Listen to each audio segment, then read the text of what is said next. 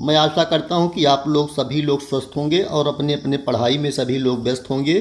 कल के वीडियो में हमने आपको रसशाला तथा औषध निर्माण की जो 32 क्वेश्चंस को सॉल्व कराया था, उसके आगे का जो है प्रश्न पत्र इस समय जो है सॉल्व कराऊंगा। तो आप लोग ये वीडियो बहुत ही महत्वपूर्ण है, फटाफट जो है लाइक कर लीजिए चैनल को और शेयर भी कर दीजिए, सब्सक्राइब कर लीजिए ऐसे ही ज्ञानवर्धक वीडियो देखने के लिए। और आज हम लोग जो है 33 से 100 तक के प्रश्नों को जो है इस वीडियो में सॉल्व करेंगे। बहुत ही महत्वपूर्ण वीडियो चल रहा है। आयुर्वेदिक फार्मासिस्ट, आयुर्वेदिक उपचारिका, आयुर्वेद के जो वनडे एग्जाम्स होते हैं उनके लिए मैं महत्वपूर्ण प्रश्नों को सॉल्व करा रहा हूं।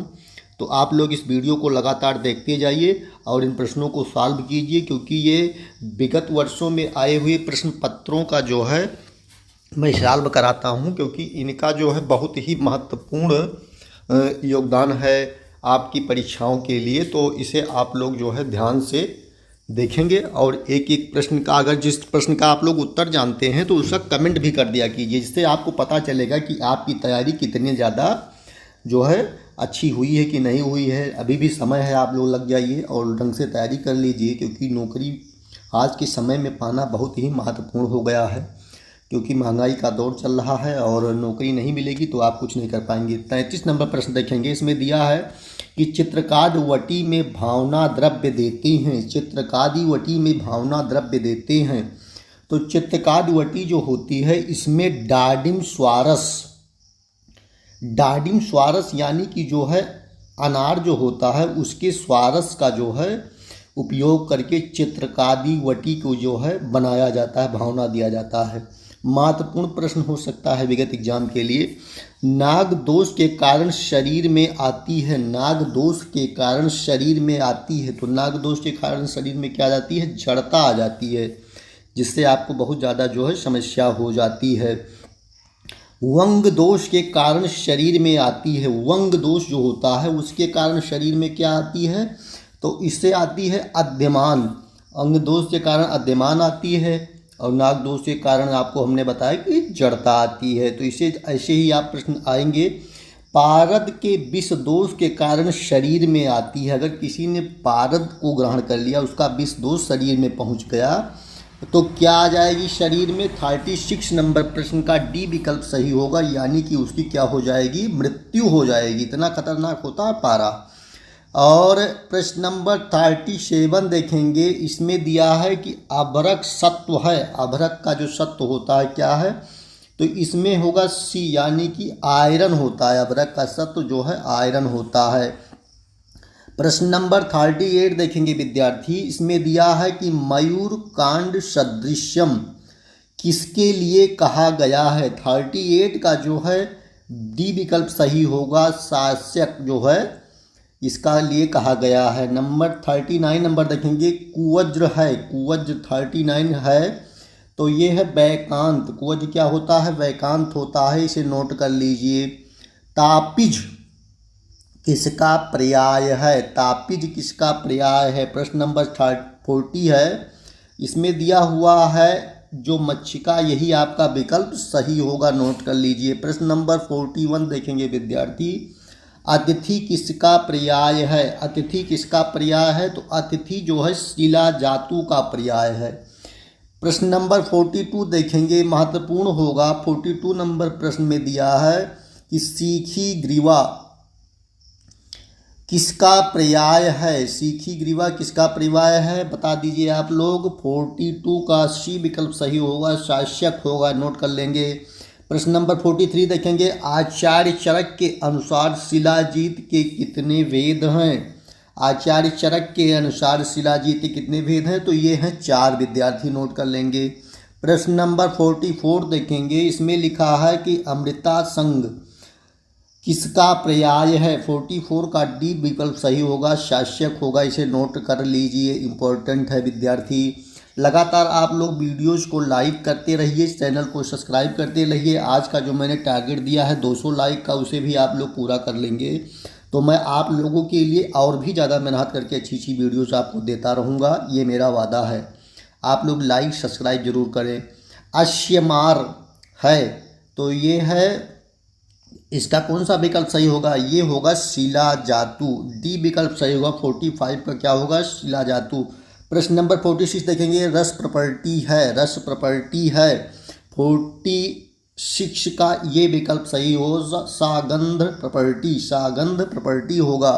प्रश्न नंबर 47 देखेंगे, स्वर्ण प्रॉपर्टी है, स्वर्ण प्रॉपर्टी है। 47 का भी विकल्प सही होगा, सागंध प्रॉपर्टी के नाम से इसे भी रस प्रॉपर्टी को जानते हैं। प्रश्न नंबर 48 देखेंगे, प्रॉपर्टी पाक के कितने प्रकार हैं? तो इसके 3 प्रकार होते हैं विद्यार्थी, नोट कर लेंगे आप लोग, महत्वपूर्ण होगा। प्रश्न नंबर 49 देख लेंगे, खर पाक प्रॉपर्टी का वर्ण होता है। 49 का सी विकल्प सही होगा, यानी रक्त वर्ण की जो है खरपाक प्रॉपर्टी आपकी होती है। महत्वपूर्ण वीडियो चल रहे हैं इस समय, विद्यार्थी से तैयार करिए। जो यूपीएसएससी के और यूपीपीएससी की वैकेंसियाँ चल रही हैं इस समय, उसमें ये सारे प्रश्न पूछे जाएंगे। प्रश्न नंबर 50 देखेंगे, मध्य पाक प्रॉपर्टी का वर्ण होता है। तो कौन सा होता है? इसमें रजत वर्ण होता है, नोट करेंगे विद्यार्थी। प्रश्न नंबर 51 देखेंगे, 51 का दिया है कि मृदुपाक प्रॉपर्टी का वर्ण होता है। तो मृदुपाक प्रॉपर्टी का वर्ण होता है मयूर चंद्रिका वर्ण की जो है मृदुपाक पाक प्रॉपर्टी होती है, इसे जान लेंगे। स्वर्ण धातु का गलनांक कितना होता है? स्वर्ण धातु का गलनांक की बात किया गया है, तो इसमें देख लेंगे 1063 डिग्री सेंटीग्रेड होता है, इसे आप लोग जाने रहेंगे। स्वर्ण धातु को इतना ज़्यादा गर्म करना पड़ता है तब ये जाके कहीं गलनांक होता है, यानी कि पिघलता है। बहुत महत्वपूर्ण वीडियो है। आप लोगों को भी स्वर्ण की तरह तपना होगा, जो तपता है वही जो है चमकता है। यानी कि आप लोग ढंग से पढ़ाई कर लेंगे तो आपका जीवन जो है सुखमय हो जाएगा और इंजॉय करेंगे अपनी लाइफ को। आयस किसका पर्याय है? आयस किसका पर्याय है? 53 का देख लेंगे, सी विकल्प, यानी लौह का पर्याय है। लौह का पर्याय जो है आयस होता है। 54 देखेंगे, लोहितास किसका पर्याय है? 54 का सी विकल्प सही होगा, ताम्र का, यानी तांबे का जो है पर्याय होता है। कॉपर पायराइट का रासायनिक सूत्र है, महत्वपूर्ण होता है। रासायनिक सूत्र से आपको 1 या 2 प्रश्न जरूर मिलेंगे एग्जाम में। तो इसमें देखेंगे 55 नंबर प्रश्न का सी विकल्प सही होगा, Cu2s × Fe2s, इसका जो है कॉपर पायराइट का सूत्र होता है, नोट कर लेंगे विद्यार्थी।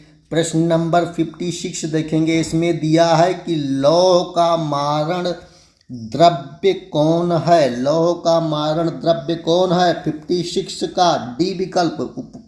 तो इसमें दिया है पुनर्नवा, नीलो पलक, त्रिफला। तो ये तीनों चीज़ें होती हैं, तो इसका जो है उपयुक्त विकल्प सभी वाला सही होगा, यानी डी विकल्प सही होगा 56 का। इसके आगे के प्रश्न देखेंगे, फटाफट आप लोग लाइक कर लीजिए वीडियो को, अभी लाइक नहीं किए हैं आप लोग। 57 देखेंगे, पुष्पांजन का रासायनिक सूत्र है, तो इसका रासायनिक सूत्र बता दीजिए। 57 का कौन सा विकल्प सही होगा? ZNO होगा। 57 का क्या होगा? ZNO। सिनेबार है, सिनेबार है, तो HGS, सिनेबार क्या होता है? HGS होता है। ZNO है। 59 ZNO क्या है? जिंकाइट है, इसका जो है नोट कर लेंगे आप लोग। इसके आगे के प्रश्न देखेंगे, हीरा कौन सा द्रव्य है? हीरा कौन सा द्रव्य है बता दे विद्यार्थी। हीरा जो होता है कौन सा द्रव्य होता है? जो लोग जान रहे हैं बता देंगे।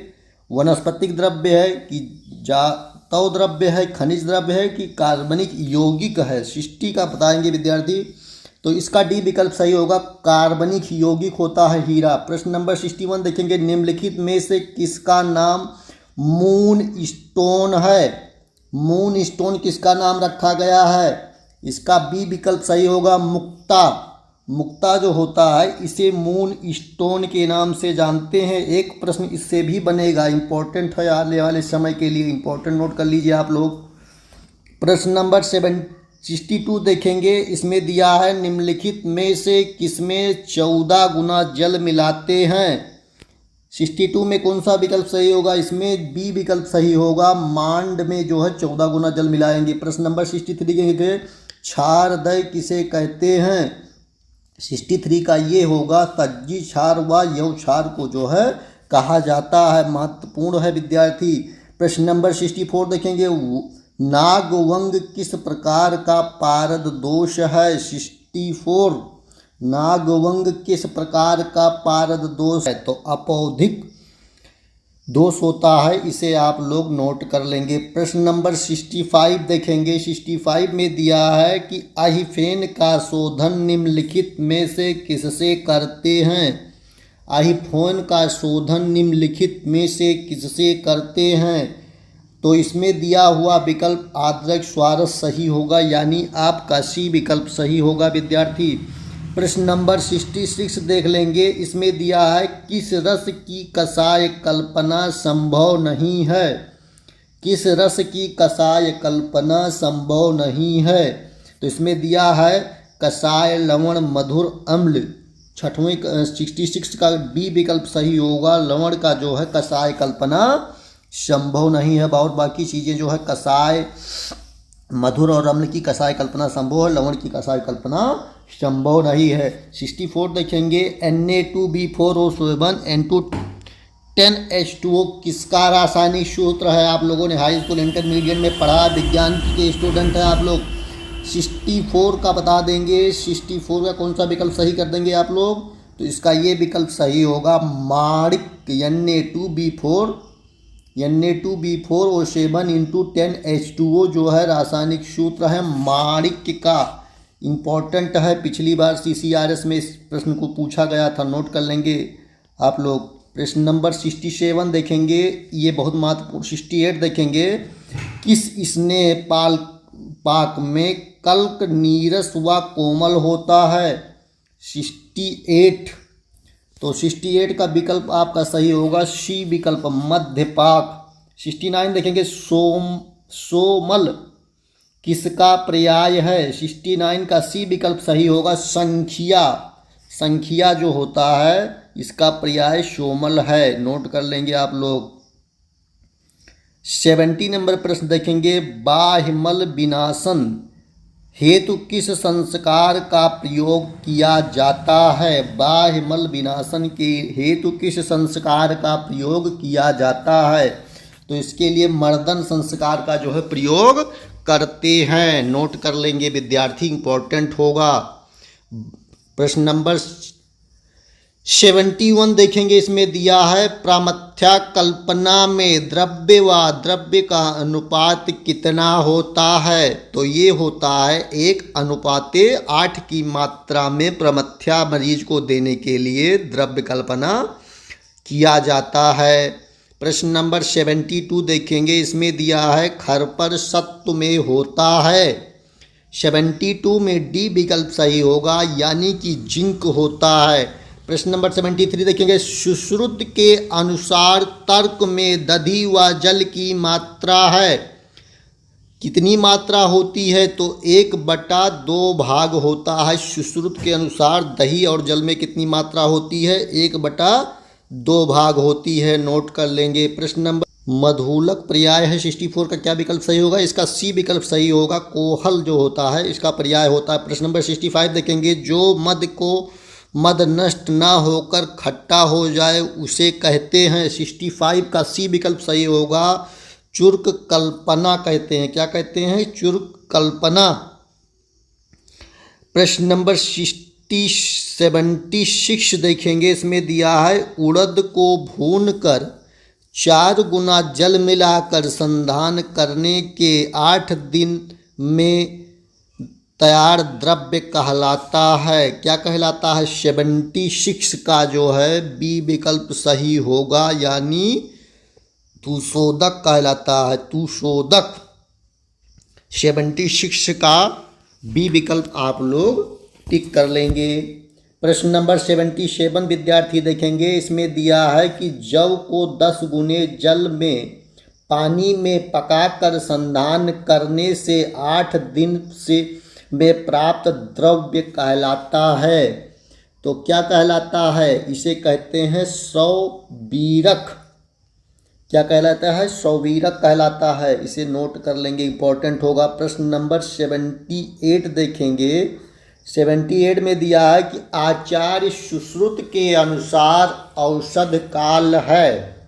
आचार्य सुश्रुत ने औषध काल कितना बताया है? तो इसे बताया है 10 जो है औषध काल को बताया है। ये था 78 नंबर प्रश्न, विकल्प बी सही होगा। 79 देखेंगे, ये भी बहुत ही महत्वपूर्ण है विद्यार्थी। इसमें दिया है कि आचार्य सारंगधर के अनुसार औषधि काल। दोनों प्रश्न एक दूसरे से मिलते जुलते हैं लेकिन बड़े कंफ्यूजिंग वाले प्रश्न होते हैं। अभी चरक के बात की गई थी, अब इस समय सुश्रुत की सारंगधर की बात की जा रही है। महत्वपूर्ण ये भी है। तो चरक ने बताया था कि 10 होता है और महर्षि सारंगधर क्या बता रहे हैं इसे आप लोग ध्यान रखेंगे। तो इसने बताया है 5, यानी जस्ट आधा बता दिया है सारंगधर जी ने। सुश्रुत के अनुसार लेप के प्रकार हैं। महर्षि सुश्रुत के अनुसार लेप के कितने प्रकार हैं? तो इसके 3 प्रकार के लेप सुश्रुत जी ने बताए थे अपने समय में। प्रश्न नंबर 81 देख लेंगे विद्यार्थी। इसमें दिया है कि शीत बीर द्रव्य का ठंडा व पतला लेप कहलाता है। तो क्या कहलाता है? तो ये कहलाता है प्रलेप। प्रलेप कहलाता है। ठंडा व पतला जो लेप होगा वो क्या कहलाएगा? प्रलेप। प्रश्न नंबर 82 देखेंगे। उष्ण बीड़ द्रव्य का ठंडा व पतला लेप कहलाता है। तो इसे प्रदेह कहते हैं, उसे प्रलेप कहते हैं। शीत बीड़ द्रव्य ठंडा व पतला लेप क्या कहलाएगा? प्रलेप। और उष्ण बीड़ द्रव्य ठंडा व पतला लेप का कहलाएगा प्रदेह। एक दूसरे से मिलते जुलते कोरिलेट करते हुए सब प्रश्न हैं, अधिकतर पूछे जाते हैं, इम्पोर्टेंट होते हैं। इसीलिए आप लोग जो है परीक्षा में कम नंबर पाते हैं, क्योंकि ध्यान से पढ़ाई नहीं करते हैं। पढ़ाई करने के लिए आपको कंसंट्रेट होना पड़ेगा। लौंगादिवटी का रोगाधिकार है 83, सी विकल्प सही होगा। लौंगादिवटी किसमें देते हैं? काश रोग, यानी जब आपको बहुत ज़्यादा खांसी आ रही हो तो आप किसी व्यक्ति को अगर लौंगादिवटी का सेवन कराने लगते हैं तो उसे बहुत ज़्यादा फायदा मिलता है। वटी का सजातीय कल्पना है। वटी की सजातीय कल्पना है 84 का सी सही होगा। वर्ती जो है कल्पना होती है, नोट कर लेंगे। चंद्रोदय वर्ती का रोगा अधिकार है। चंद्रोदय वर्ती का रोगाधिकार क्या होगा? 85 बताएंगे विद्यार्थी। तो ये होगा नेत्र विकार में। किसमें देंगे? इसको देंगे नेत्र में। अगर आपके विकार हो गया है, किसी प्रकार की समस्या है आँखों के संबंधित, तो इसे चंद्रोदय वर्ती का प्रयोग कराया जाएगा। प्रश्न नंबर 86 देखेंगे। पारद के भूमिज दोष के कारण शरीर में होता है। तो क्या होता है? पारद के भूमिज दोष के कारण शरीर में होता है कुष्ठ रोग। क्या हो जाता है? कुष्ठ रोग हो जाता है। 87 का देखेंगे कौन सा विकल्प सही होगा। तो पारद के गिरिज दोष के कारण शरीर में आती है, तो ये आ जाती है जड़ता। जड़ता आ जाती है जो है। प्रश्न नंबर 88 देखेंगे। पारद के वारिज दोष के कारण शरीर में आती है, तो वात संधात हो जाता है पारद के, इसके कारण जो है। प्रश्न नंबर 89 देख लेंगे विद्यार्थी, महत्वपूर्ण होगा। पारद के ताम्रज दोष के कारण शरीर में आती है, तो इसमें आती है दाह हो जाता है, यानी आपके शरीर में क्या होगी? जलन होने लगेगी। इसे नोट कर लेंगे। दिया है कि पारद के अयज दोष के कारण शरीर में क्या आती है? तो आवृत कंड जो है शरीर में हो जाता है। नोट कर लेंगे, इंपॉर्टेंट है विद्यार्थी। नेक्स्ट प्रश्न देखेंगे 91 नंबर प्रश्न, बहुत ही महत्वपूर्ण है। प्रश्न नंबर 91 देखेंगे। पारद के नागज दोष के कारण शरीर में होता है 91 का सी विकल्प सही होगा। उन्माद हो जाता है। पारद के वंगज दोष के कारण शरीर में होता है 92 का कौन सा विकल्प सही हो जाएगा? इसका सी विकल्प सही होगा। इसमें भी जो है उन्माद होगा। 91 में भी उन्माद होगा। पारद के नागज दोष के कारण और पारद के वंगज दोष के कारण भी जो है पेशेंट को क्या होगा? उन्माद हो जाएगा। प्रश्न नंबर 93 देखेंगे। 93 में दिया है विद्यार्थी कि पारद के कापलिक दोष के कारण होता है। तो क्या होता है? 93 का सी विकल्प सही होगा, दुदुद्ग चर्म हो जाएगा, नोट कर लेंगे। 94 देखेंगे, स्वर्ण का मारक द्रव्य कौन सा है? तो इसका है स्वर्ण का मारक द्रव्य नाग जो है होता है। प्रश्न नंबर 95 देखेंगे, 95 में दिया है कि देखेंगे चराचर किसका पर्याय है? चराचर किसका पर्याय है? तो इसका सी विकल्प सही होगा, करदीप का जो है पर्याय होता है, नोट कर लेंगे। नेक्स्ट प्रश्न देखेंगे, 96 नंबर प्रश्न दिया है कि चंद्रलोह किसे कहते हैं? चंद्रलोह किसे कहते हैं विद्यार्थी? नोट कर लेंगे। 96 का बी विकल्प सही होगा, रजत। रजत यानी कि चांदी को जो है चंद्रलोह भी कहा जाता है, ना जान लेंगे आप लोग, पूछा जाएगा। संख्या का मारण किस द्रव्य से करते हैं? संख्या का मारण किस द्रव्य से करते हैं? तो इसमें अर्क देंगे, स्नोही देंगे और लज्जालू देंगे, ये तीनों चीज़ें देंगे और उपयुक्त सभी इसका विकल्प सही हो जाएगा, यानी डी विकल्प सही होगा। प्रश्न नंबर 98 विद्यार्थी देखेंगे, इसमें दिया हुआ है कि वंग भस्म का रंग होता है। वंग भस्म का रंग होता है, तो वंग भस्म का रंग कैसा होता है? इसका रंग होता है श्वेत, यानी जो है सफ़ेद रंग का वंग भस्म होता है। महत्वपूर्ण होगा आने वाले विगत एग्जाम्स के लिए आयुर्वेदा की जो परीक्षाएं होंगी। प्रश्न नंबर 99 बहुत महत्वपूर्ण है, दर्द किसे कहते हैं? तो इसे 99 का बी विकल्प सही होगा, हिंगुल को जो है कहा जाता है, नोट कर लेंगे। हिंगुल के कितने भेद हैं विद्यार्थी? 100 नंबर प्रश्न, कितने भेदों में इसको डिवाइड किया गया है? तो इसे 3 में डिवाइड किया गया है। तो इस तरह से हमने रसशाला तथा औषध निर्माण की जो है 100 प्रश्नों को सॉल्व करा दिया है। पिछला वीडियो अगर आपने नहीं देखा है तो उसे भी देख लीजिए और चैनल को लाइक सब्सक्राइब बनता है, क्योंकि बहुत मेहनत करनी पड़ती है आप लोगों के वीडियो बनाने के लिए। कुछ विद्यार्थी तो कमेंट करते हैं प्यारा प्यारा, लेकिन आप लोग कमेंट नहीं करते, लाइक नहीं करते, चैनल को सब्सक्राइब नहीं करते हैं। तो पुनः कहता हूँ कि एक बार आप लोग इसे लाइक शेयर सब्सक्राइब और 200 टारगेट जो लाइव का दिया है उसे भी कंप्लीट कर लेंगे। पुनः किस टॉपिक पे आप वीडियो चाहते हैं ये भी आप हमारे साथ शेयर कर दीजिए।